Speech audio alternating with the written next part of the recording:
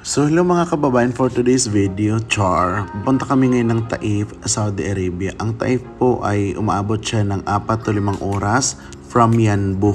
Medyo malayo-layo din pero okay lang. So ito yung makikita nyo, ito yung tinatawag na telefrek.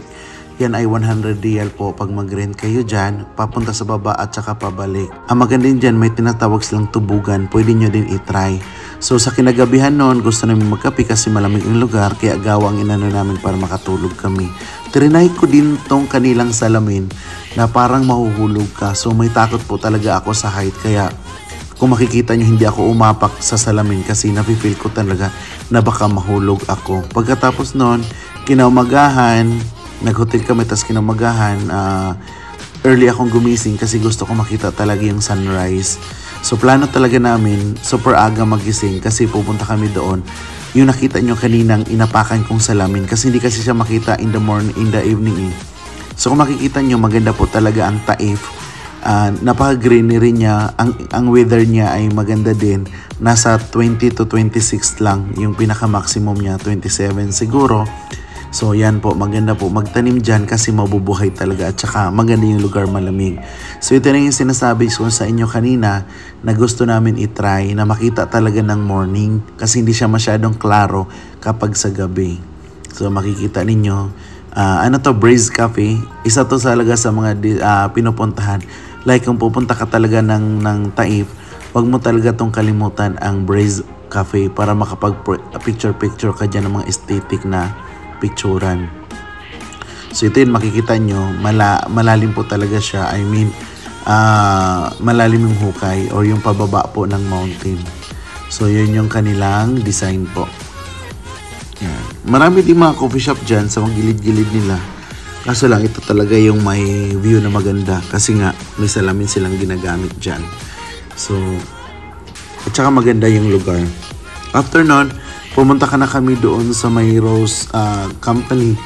Gumagawa sila ng perfume gamit po yung kanilang rose. At saka sila mismo po talaga ang gumagawa niyan. So pagpunta namin dyan, wala mo ng trabaho sila kasi gawa nga nung holiday. Pero yan po, yun ang makikita nyo po. Yan, yung mga rose na yan, yan yung ginagamit nila panghalo doon sa mga pabango. Mabango din talaga ang kanilang mga pabango dyan. Actually, magaganda yung amoy. So makikita nyo. Yan yung mga sinaunan nilang paggawaan. Botelya pala. Bote pala yan. Ang gagawa nila dyan. So dito nakikita nyo. Yan. Yung nakita yung mga box niyan. Order yan siya. Dadalhin nila yan dito sa Makkah. Kasi parang isa sila sa mga nagsusupply doon para mabango ang lugar. So yun. Ipapakita. Ang dami lang klase na pabango. Mayroon silang rose water, mayroong mint water, ganun, kompleto sila.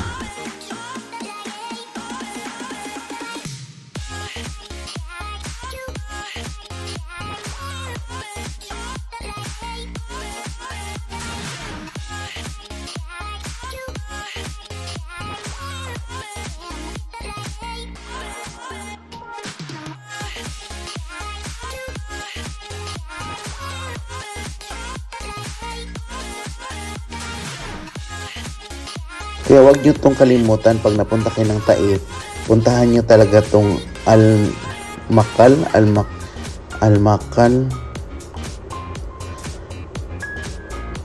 Al-Kamal. So pag pupunta ka talaga kayo ng Taif, wag nyo kalimutan daanan itong Al-Kamal Rose Perfume Company.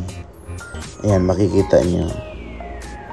Tapos ito na yung kanilang lutuan or kanilang dyan pinifilter or pinapakulan yung rose.